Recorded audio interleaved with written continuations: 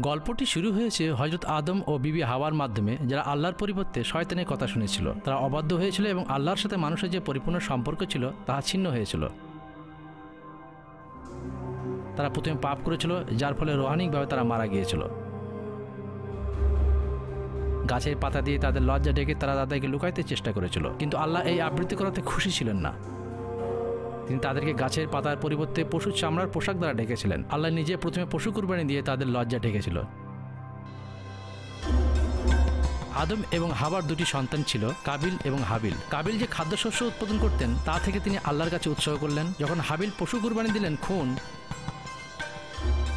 আল্লাহ হাবিলের উৎসর্গ গ্রহণ করলেন, কাবিলের নয়। কেন? কারণ পাপ মৃত্যুর প্রত্যাশা করে, আল্লাহর কাছ থেকে আমাদেরকে আলাদা করে এবং জীবনের মধ্যে দিয়ে অবশ্য পূর্ণ করতে হবে। কাবিলের হিংসার কারণে তিনি হাবিলকে খুন করেছিলেন ও মানবতার একটি বড় অংশকে নিচুভাবে অন্ধকারের পথে ঢেলে দিয়েছিলেন। 100 বছর পরে এই সমস্ত আরও মন্দ পাওয়া গিয়েছিল, যে কারণে আল্লাহ বললেন দুনিয়াতে যোগ্যভাবে বাস করার জন্য একজনও উপযুক্ত নাই, শুধুমাত্র নোহ এবং তার পরিবার ব্যতীত। আল্লাহ নোহকে আহ্বান করলেন একটি জাহাজ তৈরি করার জন্য, একটি বড় জাহাজ, এবং সেই সংবাদ প্রচার করতে বললেন। পাপের বিচার আসছে এবং সেখানে রক্ষা পাওয়ার জন্য একটি মাত্র পথ এবং আল্লাহর অনুগ্রহ গ্রহণ করা। তারা নোহকে উপহাস এবং ঠাট্টা করল সেই ঘটনা না ঘটা পর্যন্ত। আকাশ থেকে বৃষ্টি আসলো, পানি সশব্দ দ্রুত গতিতে নিচু থেকে উপরে উঠে গেল, যদিও মানুষরা তখন অপ্রস্তুত ছিল। বন্যা প্রত্যেক ব্যক্তিকে এবং পশুকে মেরে ফেলল এবং পৃথিবীর সবাই তাদের পাপের কারণে অকালে শেষ হয়ে গেল। শুধুমাত্র নোহ, তার পরিবার এবং আল্লাহর যে সকল পশু নিয়ে এসেছিলেন তারা রক্ষা পেয়েছিল। তারপর ইব্রাহিম আসলেন, বিশ্বাসের পিতা। আল্লাহ তাকে তার সন্তানকে নিয়ে পাহাড়ে গিয়ে কুরবানি দিতে বললেন। ইব্রাহিম তার আদেশ বিরক্তিবোধ করলেন, কিন্তু তিনি আল্লাহর বাধ্য হলেন। তিনি কাজের মাধ্যমে তার বিশ্বাস প্রমাণ করলেন এবং তার সন্তানকে নিয়ে মরিয়া পর্বতে গেলেন। কিন্তু যখন ইব্রাহিম তার সন্তানকে কুরবানি দিতে গেলেন, আল্লাহ তাকে থামালেন নাটকীয় বাদ্যযন্ত্রে এবং একটি পশু যোগাইলেন তার সন্তানের জায়গায় কুরবানি দেওয়ার জন্য। পশুকে আনা হলো, সন্তানের স্থানে দেওয়া হলো, তার সন্তানকে পুনরায় ফিরিয়ে আনা হলো, মুক্ত করা হলো। রক্তের জন্য রক্ত, জীবনের জন্য জীবন। 400 বছর পরে আল্লাহ মুসাকে পাঠালেন ইসরায়েল জাতিকে নেতৃত্ব দিয়ে মিশর থেকে বের করে আনার জন্য। মিশরের বাদশাহ ফেরাউন তিনি এই পছন্দ করলেন না, যে কারণে আল্লাহ তাকে 10 আঘাত দিলেন। শেষ আঘাত, আল্লাহ ফেরেশতাকে পাঠালেন প্রত্যেক ঘরে প্রথম সন্তানকে খুন করার জন্য, যতক্ষণ না মানুষের পশু কুরবানির প্রতি বাধ্য হয় এবং ইহা রক্ত ঘরের দরজায় চৌকাঠে লেপন করে। যদি ফেরেশতারা দেখেন সেই রক্ত, তাহলে তিনি জানবেন ভিতরে সন্তানগণ রক্ত কুরবানির দ্বারা মুক্ত হয়েছেন। ইহুদি অথবা মিশরীয় সবাই দাস অথবা স্বাধীন। যদি তারা আল্লাহর আদেশে বাধ্য হন, তাদের সন্তানগণ মুক্ত হবে। যদি না হন, নাটকীয় ঢাক আঘাত করবে। ওই রাতে ঘটেছিল যেভাবে মুসা নবুয়ত দিয়েছিলেন এবং সমস্ত মিশরের মহাক্রান্ত নবুর ছিল, যখন সমস্ত ঘরে কুরবানির মাধ্যমে আল্লাহ দয়া প্রত্যাখ্যিত হয়েছিল। পরবর্তীতে মুসা মানুষদেরকে তৌরাত দিয়েছিলেন, যাতে বর্ণনা করেছেন ধর্মীয় অনুষ্ঠানের মতে মানুষের পাপ থেকে মুক্তি পেতে পারে। অপরাধী ব্যক্তি একটি পশু আনবেন ইমামের কাছে কুরবানি দেওয়ার জন্য। তার হাত, পা, মাথা সাহিত্য থাকবে, নিজের পাপের প্রতিরূপ, এবং সেই লজ্জা পশুতে স্থানান্তর করা হবে। তখন সেই পশু কুরবানি দেওয়া হলো, ইয়ার রক্ত গর্ত করে রাখতে হলো যাতে মানুষ মুক্ত পেতে পারে। দাউদ এবং মুসা দ্বারা প্রদত্ত তৌরাত অনুসরণ করেছিলেন, কিন্তু তারা আশ্চর্য হয়েছেন যে প্রকৃতিভাবে কি পশুর রক্ত দ্বারা মানুষের পাপ থেকে মুক্ত পেতে পারে, অথবা তারা ভবিষ্যৎ ব্যবহৃত হওয়ার জন্য চিহ্ন এবং প্রতিরূপ।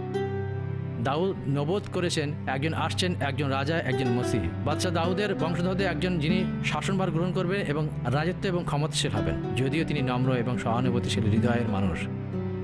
এই মসিহ হবেন পাপবিহীন, পরিপূর্ণ, নির্দোষ এবং নিষ্কলঙ্ক, যিনি কষ্টভোগ করবে এবং মৃত্যুবরণ করবেন, এবং ইহা হবে একটি উত্তম উৎসর্গ। তিনি নিজেই কুরবানি হবেন।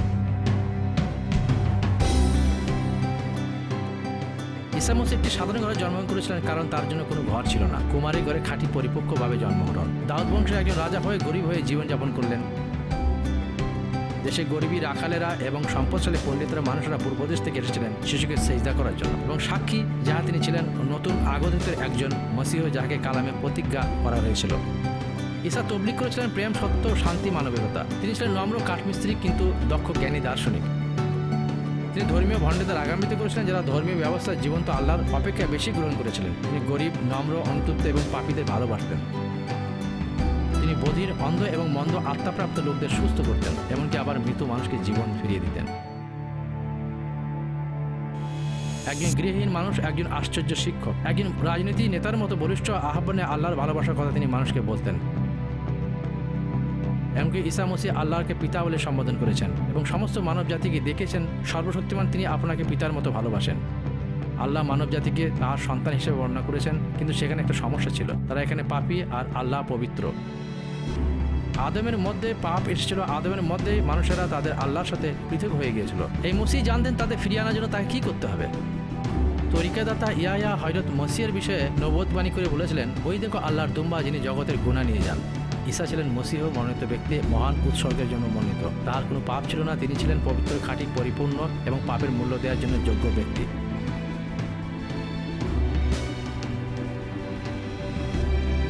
নিষ্পাপ ব্যক্তি অপরাধী হয়েছেন, পবিত্র ব্যক্তি পাপী মানুষের জন্য পরিবর্তিত হয়েছেন বর্ষার আঘাতে।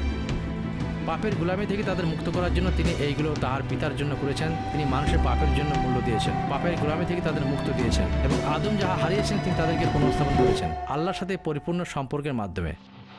ঈসা মসিহ মৃত্যুবরণ করেছেন ইহুদিদের কারণে নয়, রোমীয়দের জন্য নয়, কিন্তু তাহার পিতার তাহার হস্তে পরাক্রমে। নবীদের দ্বারা যাহা লেখা হয়েছিল তাহা পূরণ করার জন্য আল্লাহ ঈসাকে কুরবানি দিয়েছিলেন, যে কারণে তিনি আল্লাহর মেষ হয়েছেন। তিনি জগতের পাপ নিয়েছেন আপনার এবং আমার জন্য।